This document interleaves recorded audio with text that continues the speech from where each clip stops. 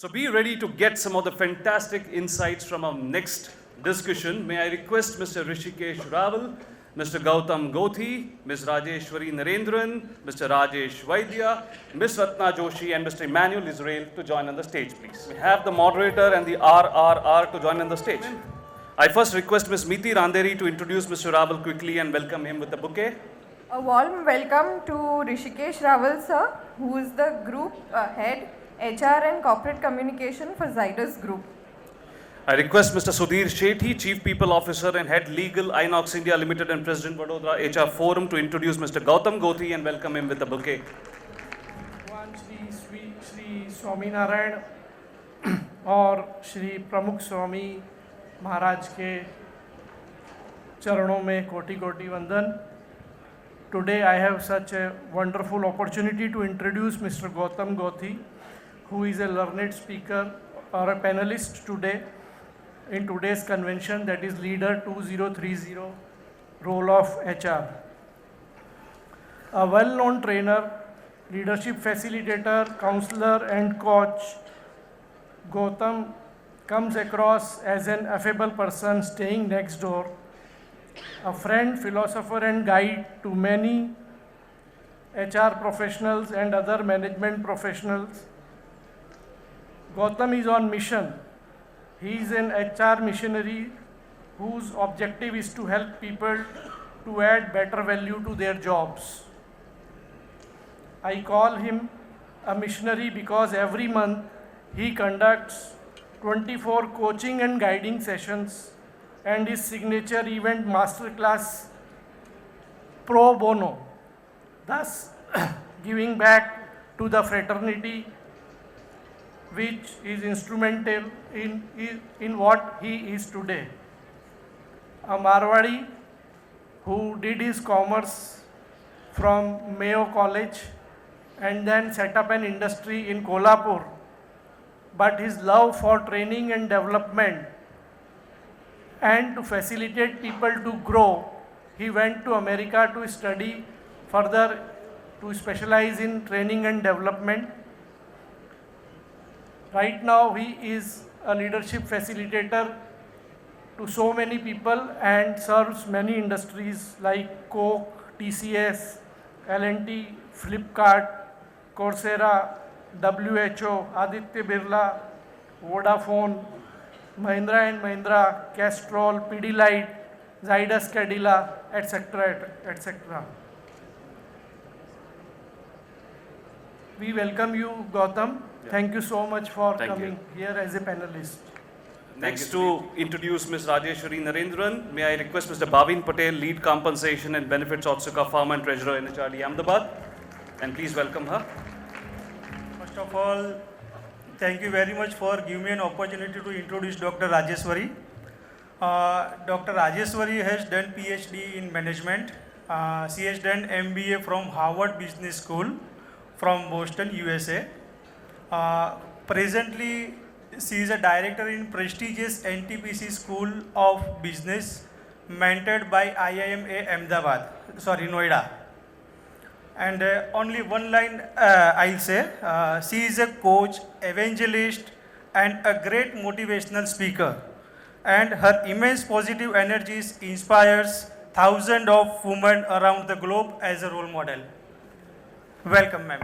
Yeah, thank you. To introduce Ms. Ratna Joshi and welcome her, may I call upon Mr. Harshit Shah, HR Project Manager from Intas.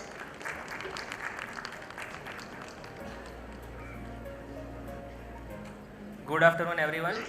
Ms. Ratna Joshi is a very versatile HR professional with having expertise in organization development, learning and development, and talent management along with people processes. She is currently leading Customer Excellence Academy for Tata Motors. It's my privilege to welcome her and greet her with the.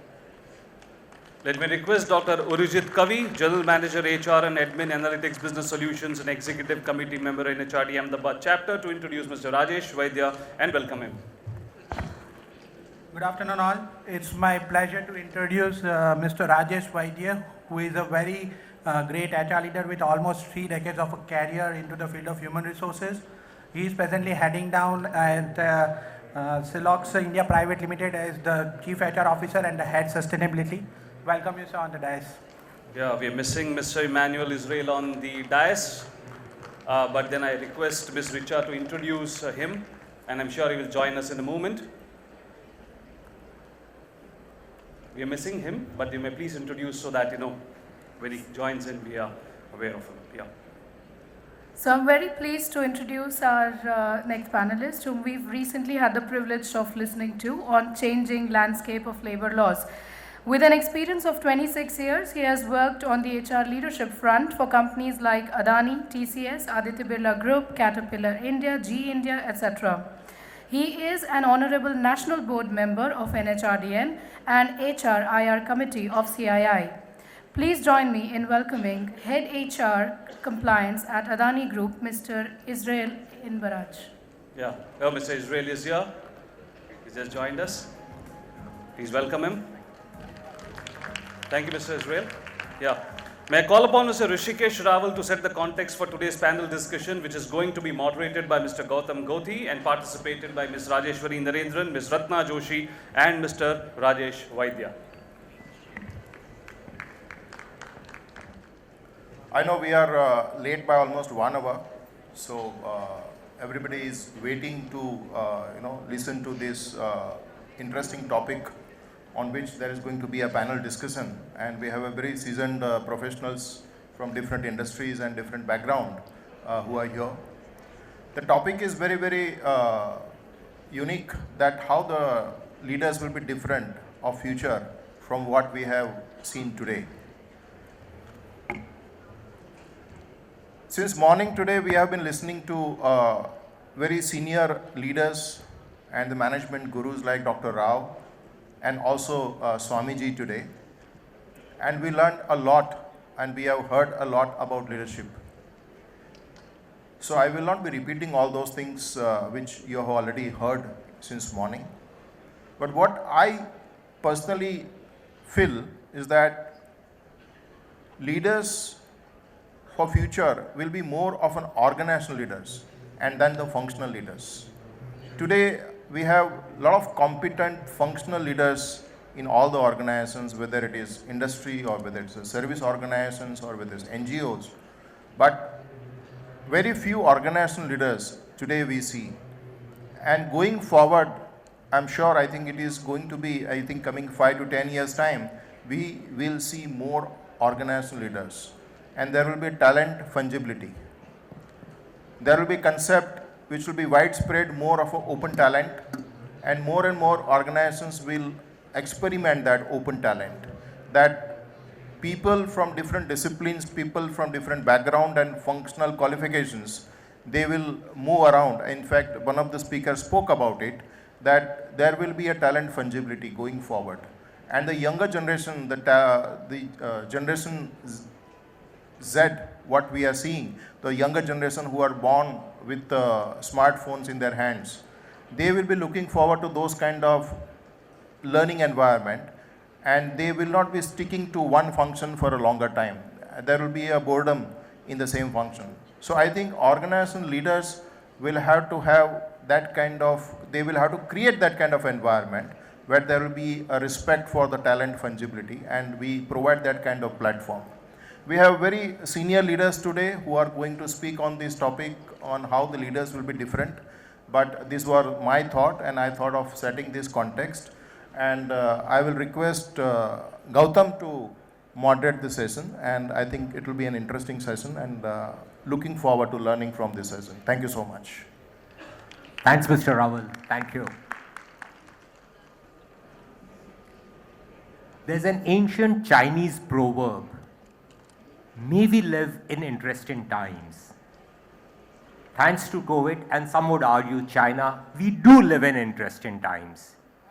And these are perhaps even more interesting to discuss leadership with the accelerated technology use, the hybrid working, and the absolute uncertainty about tomorrow, about the future. Leadership, what would it look like in future, is a bit of crystal ball gazing. And to help us do the crystal ball gazing, we have an amazing all-star studded panel. And I'll get right down to it. So this is a question to all three of you, and I'll begin with you, Ratna, then Rajeshwari, and then Rajesh. What would a leader of future look like?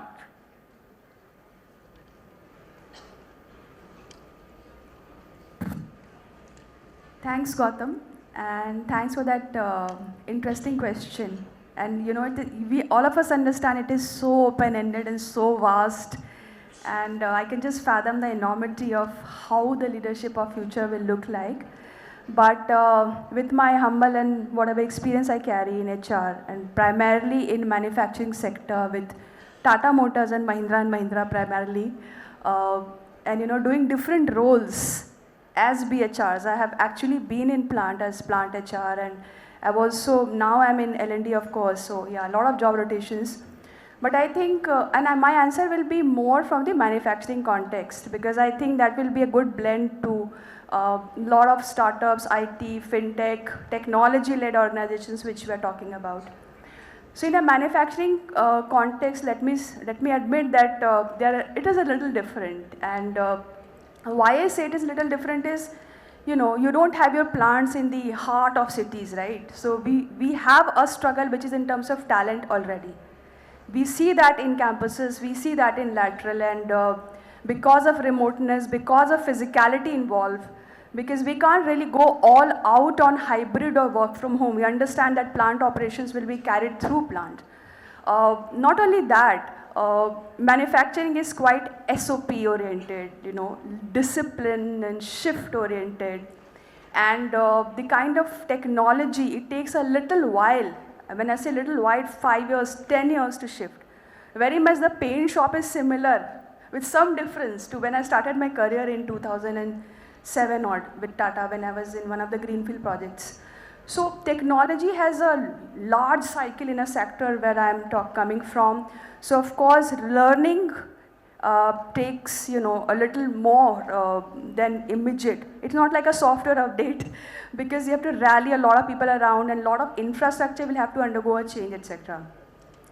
So in that parlance, and also one more aspect is diversity, right? We are diverse as an organization. When I say that, at any point of time, we'll have 4 generations working in manufacturing. We'll have youngsters, we'll have Mathari workers, we'll have blue collars, white collars, seniors, leaders. So lot of generational diversity, lot of demographic diversity, and you know, so when we talk about leaders of tomorrow, and given the challenges and uniqueness of our sector, a leader will be someone who will be able to bring that right balance between what of next generation will require in terms of flexibility, and maybe that, you know, yet maintaining the SOP and discipline which I'm talking about from a manufacturing sector.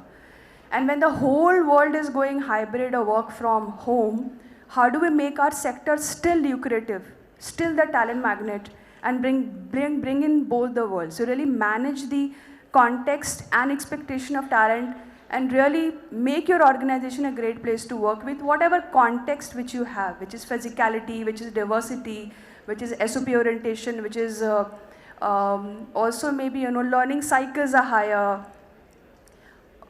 We have many unique roles. So, I mean, you can imagine 3,000, 4,000 unique roles. So a lot of diversity in terms of demographics as well, like I said. So someone who can steer the organization in times where expectations will change, millennials will come, attract newer talent force. So we are not left behind, manufacturing sector. And traditionally, we have not been a digital native, unlike, you know, IT sector. So how do you help organization manage digital disruption in a manufacturing context? So we hear 3D, we hear a lot of things, but yeah, it is yet to become a reality, and who will make it a reality at that scale? So yes, digital disruption in a time when you're not a digital native, helping organization manage the diversity as well as the millennial workforce expectations. Like I said, learning cycles are longer, so to be able to really anticipate what will be that next wave of learning or technology, and really help the organization unlearn, relearn, multi-skill, etc.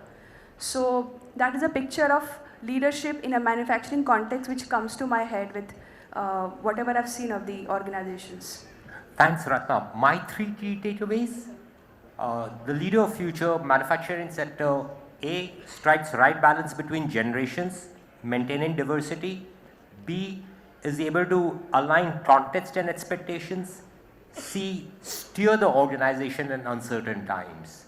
Absolutely. Those are the three key takeaways. Yes. Great. Rajeshwari. Thank you, Gautam, for asking that phenomenal question. I would first thank the organizers that they were mindful of bringing the diversity on the stage by at least being inclusive of 2 women on this panel. So first thing is that, yes. And secondly, I would also say that coming to the question that what should be the leaders of tomorrow? So first thing first, that leaders would have to remember that they are human first. I mean it, because when I was looking at the presentation of digitization and all the automation and everything, we are forgetting that we are the human first.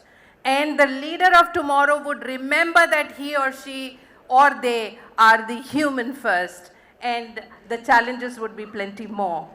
Because the children of today are forgetting how to calculate on their fingertips. They do not remember the phone numbers. Everything, over-dependence on the technology is there. So I'm coming from the other side of the table. Second thing, I feel that the leaders would have to play a big role of healers, because the pandemic, what has brought up, it has stirred, samudra manthan ho gaya, और जो गंदगी ऊपर निकल करके आई उसमें पता चला how vulnerable we are to the mental well-being issues. The organizations are not opening up to it. Still it is a hush-hush. Still we talk as a taboo. We have not accepted it. But mind you, during COVID, 66,732 calls as a counselor I have attended. I have done that counseling for that many number of people. So the leaders of tomorrow would have to be the healers first, then to be leading or bringing to the purpose of the, getting the things done. And third, of course, in the gig economy, I feel that everybody would have a very short stint. Here, let us be mindful that 67% of the medical bills, and this I'm talking from the research, that the 67% of the medical bills would be showing lifestyle diseases.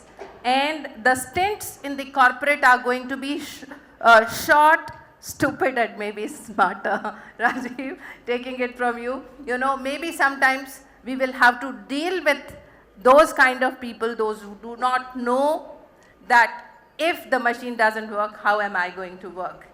Yeah, because they forget at the end of the day. And definitely one more leadership skill is to connect all the scattered beans which we are all anticipating. Organization is not going to look like what it is looking like today. So everybody, all the remote workers from from Argentina to India to China to wherever they must be. So picking those threads and riding, वो जो सूर्य का रश्मि रथी एक बहुत ही सुंदर एक कविता है उसमें, to hold all the leashes of the running horses 7 to 10 directions, how you are going to control that is going to be an element for the leaders. Thank you. Shwari. Thank you, Rajeshwari. So what I've heard are 4 points: humans, healers, connectors, and someone who can manage and lead gig workers effectively. These are 4 points I've heard from you. Thank you. Rajesh, the third R. Okay, the third R. Gautam, while answering, I think it is important for me to set some broad level context, because the answer has to stand within a particular context. And the way I look at it, there are a couple of data points which I was looking at. So year 20, and this is again, I mean, there is an underline on the Indianness and Indian leader stroke manager. So that is something which I would like to set up front. So 2030, the prognosis from different studies, India will be the third largest economy. That is number one. It will be the most populous nation in the world. That is number two. And it will be driven by the most favorable and amazing demographic dividend. What does that mean? that almost 63% of our population would be in the working or contributing category. That is between 15 to 59 years. And that's an amazing demographic dividend. Add to that, now India is like, there are different states, 29 states and union territories and all of that. So each state is populous and each state is going to have its own demographic maturity cycle. So it's an amazing dividend which very few countries had in the past, and India is definitely one which is going to potentially reap the benefits of it. The median age, amazingly, the median age in 2030 would be 32.7 or 33 to be more precise. Now that's pretty prime, in terms of ambition, drive, physical energy, intellectual energy, rigor, and we still would be a developing nation. So all these sectors are going to have tremendous opportunity. So at times we get overwhelmed by, digital technology and, human jobs will be redundant. I personally don't think, because there are so many requirements to be met with. So there are going to be fantastic opportunities. The world is going to look at India from various prisms. From the requirement, one is a skilled and talented workforce. Number two, supply chain, credible supply chain alternatives. And number three, market. So our position, or Bharat's position in 2030 is going to be phenomenal. And whatever policies that one sees, from the state and the way corporate is playing its role, the private sector playing its roles, I think it is going to be a brilliant, story. And we all here, all managers, leaders, will have tremendous opportunity to script the leadership and governance models. And we have gurus here, Mr. Rao, Rajiv, we heard them. I mean, they have done some phenomenal work in actually talking on these issues. What is the leadership ethos? What is the governance model? What are the government solutions for this land? And I think Indian leaders, now coming to your takeaway part. So what are the takeaways? Number one, the leader should definitely understand these opportunities very clearly. Number two, we should be bold, to dig back into our unique ethos and script management models which are aligned, consistent with our values. And the values which I think set us unique is A, universal well-being, Sarve Bhavantu Sukhina. That's a very powerful aphorism. And number two, we being children of nature and not masters. And we all know that we talk about SDGs sustainability. Why? Because we worked with this paradigm that we are the masters of nature and caused destruction to nature, and we are now definitely paying for it. So the leader has to have a very clear conscience on sustainability, very clear knowledge of inclusiveness. People have talked about digital awareness, digital literacy, data awareness, data literacy. Add to that, we have important aspects which make us more human, like emotional intelligence, cognitive skills, critical thinking, interpersonal skills, interpersonal sensibilities, collaboration. So these are the kind of things that the leaders of tomorrow should be equipped with. Thank you. Thanks, Rajesh. So what I've really heard from you, three takeaways as we talked. One is bold to lead from our values. Second, take opportunities and be cognizant of the cognitive skills, interpersonal skills, and operate from that lens. Great. What I'm hearing is a theme of diversity, mental health being, taking people along. What, as the esteemed speakers have said before, are the hybrid working, digital transformation. So let me build a question on that. And this is to you, Rajeshwari.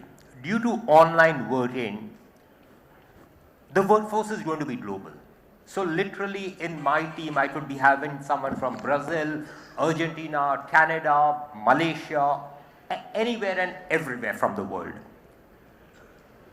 In fact, Starbucks US, and allow me to quote, has said part of the executive's pay would be based on their ability to build inclusive and diverse teams. In this context, what should leaders of futures do different on the DEI, diversity, equality, and inclusiveness scale to be able to take a global team force, different cultures, different upbringing, so on and so forth, mental health being, and the DEI? That question over to you. Thank you, Gautam, for again bringing this DEI issue, because that's very close to heart. And I believe that, first of all, I would like to start with an example. Okay, and why? Because this is something which is, we are not yet ready, that's why. Okay. One of the known person was employed in Amazon India for longer time, like almost proven his skills for 6 years, have received some star performer ranking twice, and once, now I'm coming to the part that when she declared that I am a transgender, the entire workforce, they were reacting to this reality, which the man was handling for long years. But when he declared that I am she, maybe I'm known as XYZ now, and I'll be dressing up in a different way, the entire teams became haywire. They were not ready to accept, and finally she had to resign because the work teams were getting disturbed. So when we call about diversity, I would say it is not about women being there. It also means people with special skills, those who are differently abled, those who have some kind of, the gender issues, which vulnerability is very, very high.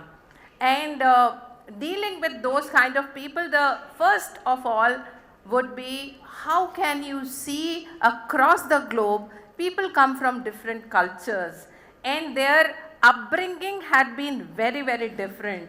The languages they speak is very, very diverse, and even their day-to-day normal things are very, very different.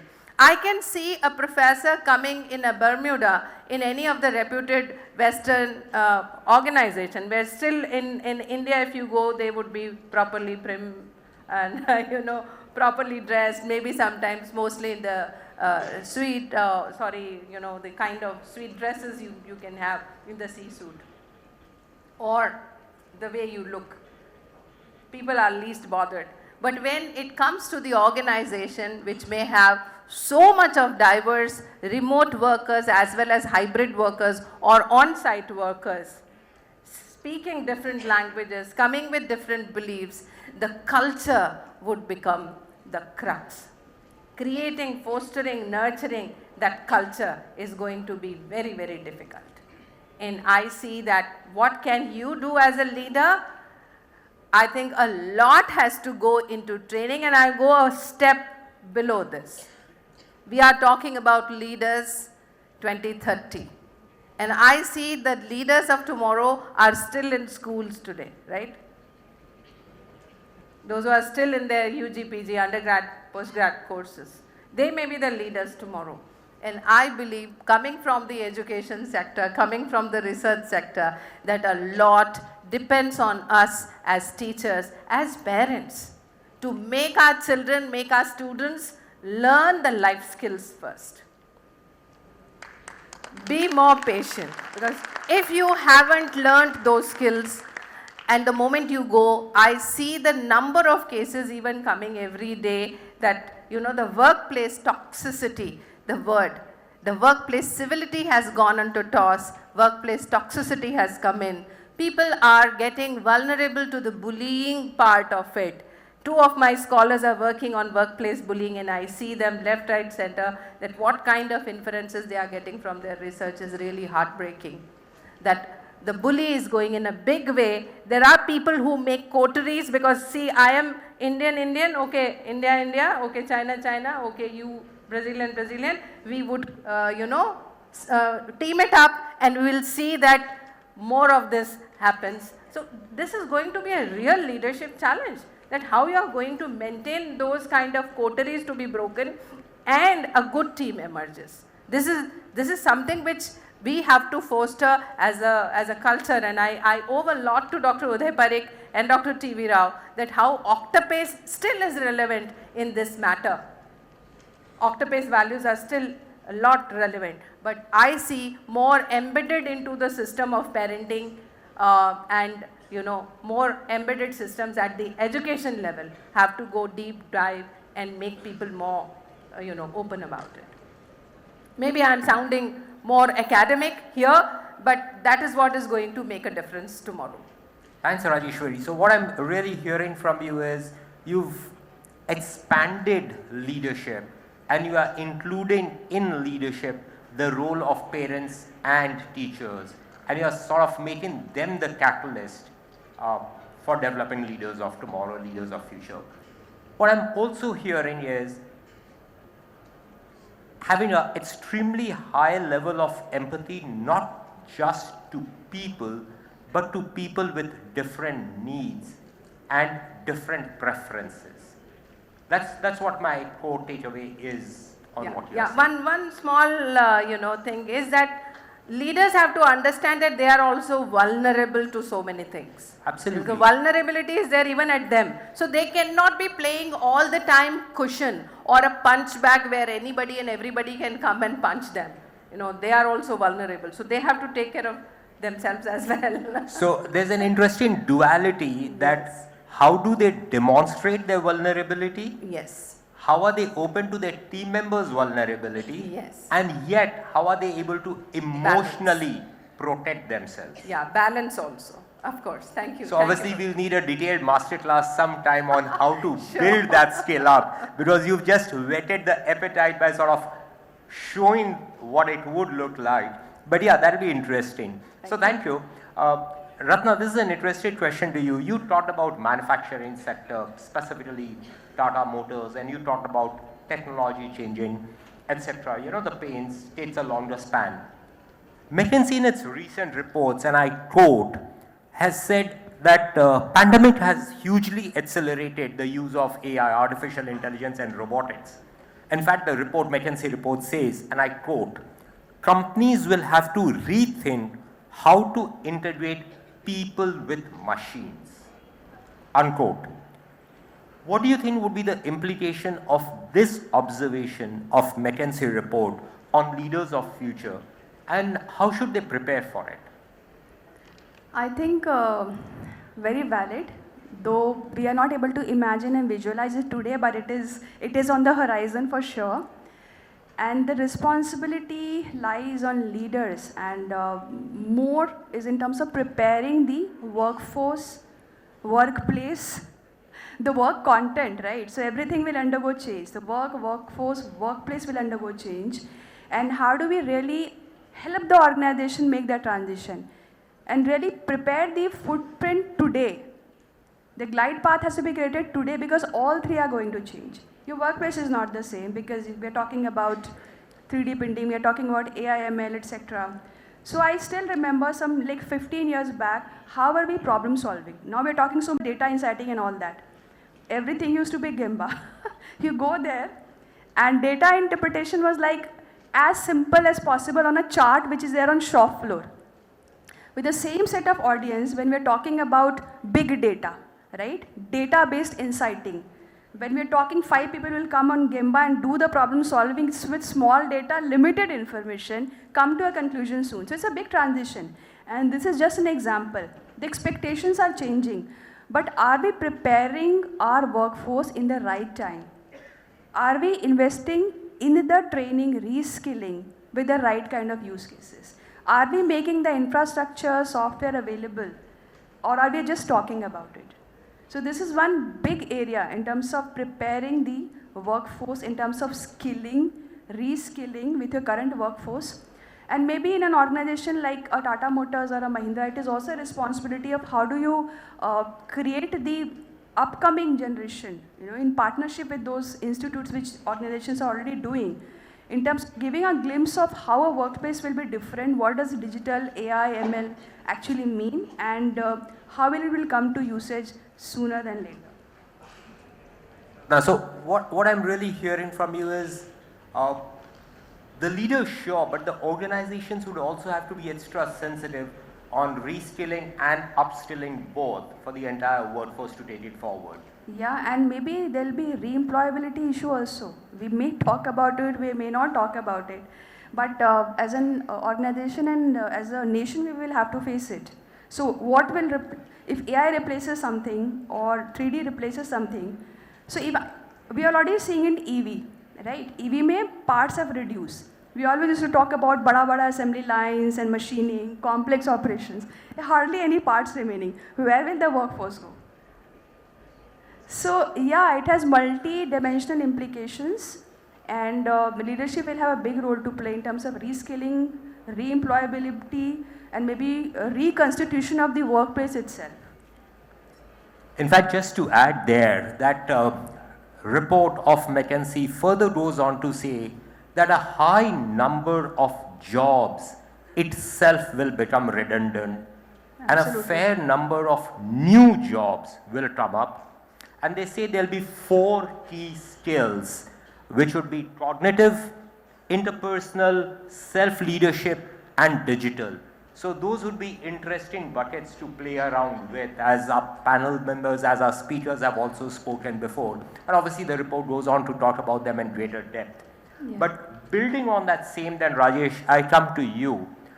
You've talked about values, being bold to drive from values, and we've all heard about all of these changes coming. McKinsey has further identified 2 key foundational skills for leaders of future: understanding own emotions and their triggers. Rajeshwari also mentioned about the mental health issues, and coping with uncertainties. What can the leaders of future do to build these 2 skills? Coping with uncertainties and understanding their own emotions and triggers. Okay, so that's a very specific question, and specific answer to that is that these are skills, and these skills can be learned to begin with. And there is huge amount of, I would say alternatives available, okay, in both the skills. And I personally have dabbled, experienced, exposed myself to many of them. And my conclusion is that, first of all, we must be humble enough to understand that these are skills. It is not कि वो ऐसे आ जाता है. No, these are skills that must be learned. Number 1. Some of the great alternatives are, sensitivity lab, okay, where you learn a great deal about both, and is typically would go on for more than 4 or 5 days. So this is pretty intensive. I think it would be a good idea to undergo coaching training. So how to be a coach, because when you when you train yourself as a coach, I think there are many things that you learn in terms of self-awareness, listening, empathy, and all of that. And my personal favorite is 10 days Vipassana course, when you sit in silence, and then you realize that outside noise is nothing compared to what noise that you have here. So, and then once you start understanding, I think there some kind of an awareness comes up that it is all about you and how you respond to the external situations, and then you get a little better to cope with those uncertainties. Hope I have answered your question. Absolutely. So let me quickly sum that up. A, you've said be open to learning. Second, have a coach, learn coaching, have someone external who can tell you there, both. Undergo coaching, so as a leader himself who can sort of be there.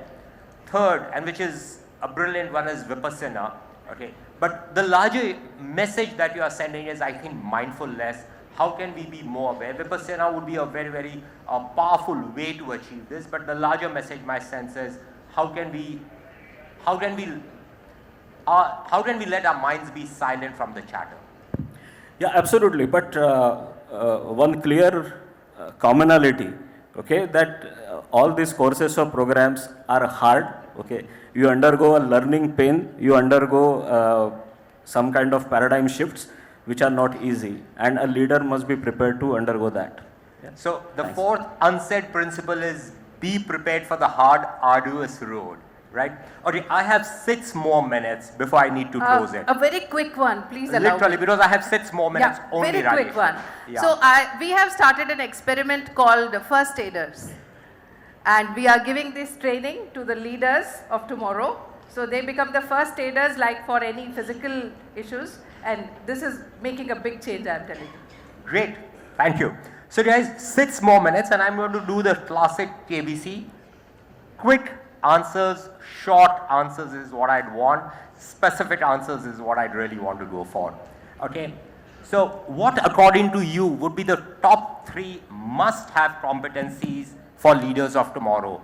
Rajesh, Rajeshwari and Ratna. Top 3 must-have competencies. Topmost competencies, top 3. Okay, one is definitely ability to influence, okay, without being bossy. Number 2, having very high human skills, so to say. And third is, of course, digital skills, because otherwise you will be a Stone Age person. Thank you. Rajeshwari. Well, I think first would be fluidity. Okay. Because you have to maintain the fluidity a lot. And Right. second would be definitely, as morning since we have been hearing about kindness and compassion to be there. And third is getting ready for the verse. Okay. That's also important. Thank you. Ratna.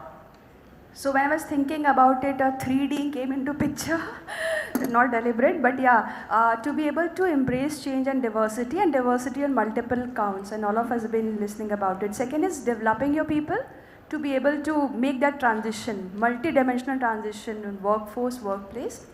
And third is definitely to be able to manage digital disruption and all sorts of disruption. Thanks Ratna. Okay, so the next one, again a quick one. These are wonderful concepts, but these are still abstract. We are still trying to get a figure on what they would look, taste, feel, smell like. So here's a question. Who do you think would be the role model across the globe as a leader of future, as a leader of tomorrow? Ratna, Rajeshwari and Rajesh. Of course, we'll want the best of, I don't know, so many leaders put together. One name. Um, It's a tough one. And It's I a hope tough it's not one. Elon Musk. No, I think the way Mahatma Gandhi could really rally and with keeping spirituality into picture. Okay, thank you. Rajeshwari. Well, I'm going to be very selfish in this. I would say, be yourself. So I would be myself as a leader, be my natural self, then to follow anybody, because I create the niche for myself. Thank you so much. Right. The objective, Rajeshwari, let me just clarify, is not to follow, but to see as a reference. Of course. Rajesh. Very clearly, His Holiness Pramukh Swami Maharaj. I think the kind of phenomenal benchmarks he has set, and of course from corporate sectors, Ratan Tata. Thank you. Okay. Great. So the last question, I have 2 more minutes, so that's the last question. What's that one advice you'd like to leave for the audience to build themselves as more effective leaders of tomorrow? Rajesh, Rajeshwari, Ratna. I'm just living a thought because I'm not into prescription game, but I just keep reminding this to myself, okay, that we are from a land, okay, who's at one stage who was contributing to almost 33% of the world GDP, and the foremost innovation, scientific knowledge in all the conceivable fields our forefather has created. So I keep telling myself that be a worthy inheritor of that. Thank you. Thanks, Rajesh. Thank you. Well, I would say that the ability like a dewdrop on the lotus leaf, connected yet disconnected, meaningful and powerful. Okay. I'll say keep challenging yourself. Keep challenging yourself on all the fronts. Your beliefs, maybe what you held your belief yesterday may not be true tomorrow. It's as quick as that. Right. Thank you very much, everyone. We've had a great time. I'm sure you walked away with a lot of learnings, key insights. I definitely have. And I think the diversity of thoughts best symbolizes the leaders of future. And that's what we just saw. Be a great inheritor, be a dewdrop, challenge yourself. Absolute diversity of thought, as there was diversity in the panel.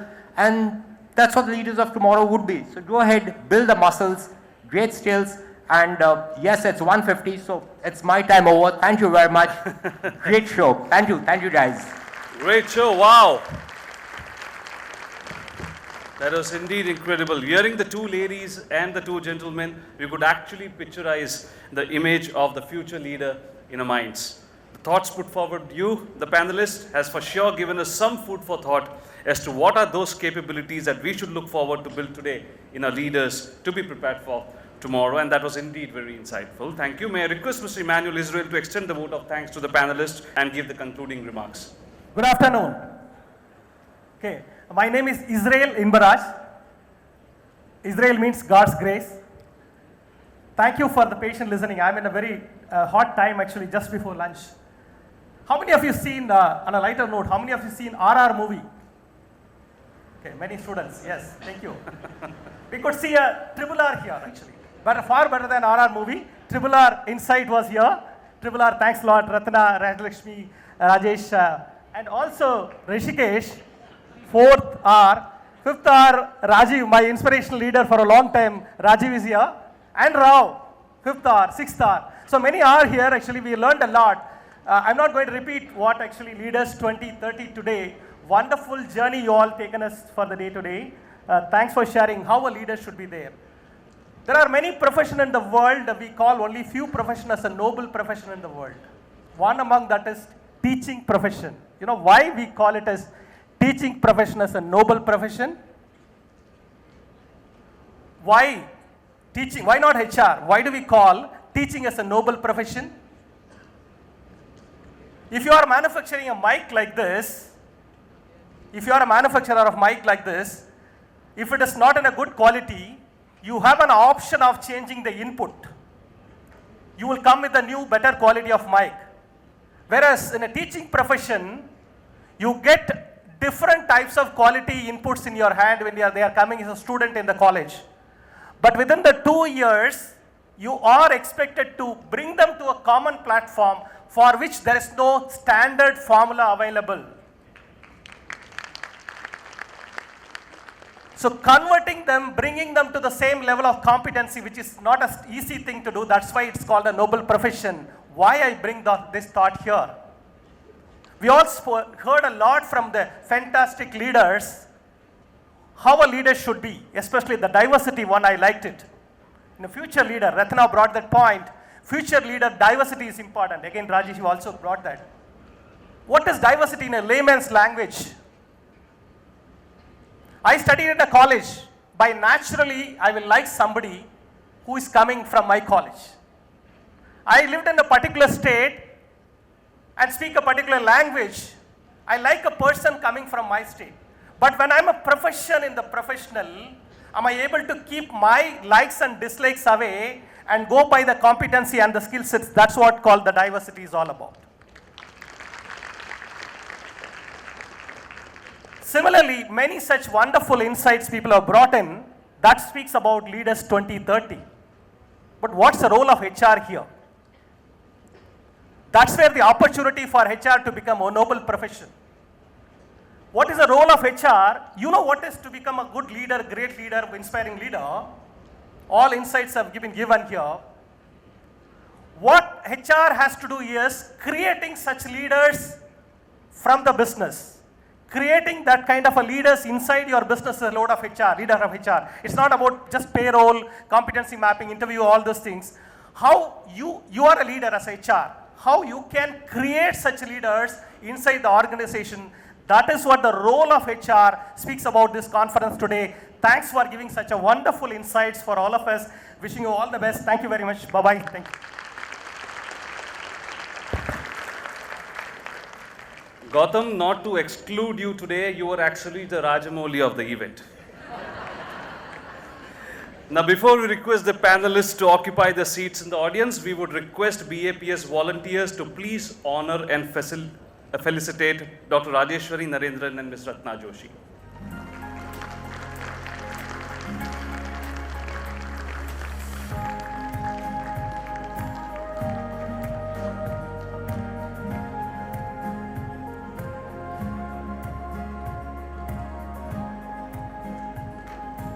May I also request Ms. Rachna Mehra to come up on the dais, please.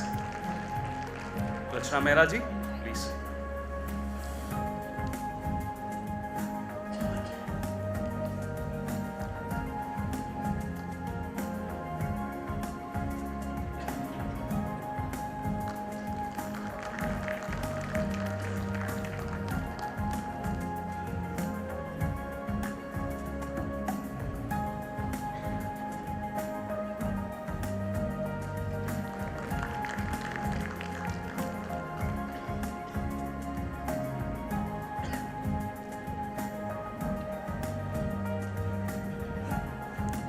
May we felicitate Ms. Rachna Mehra ji? Yeah.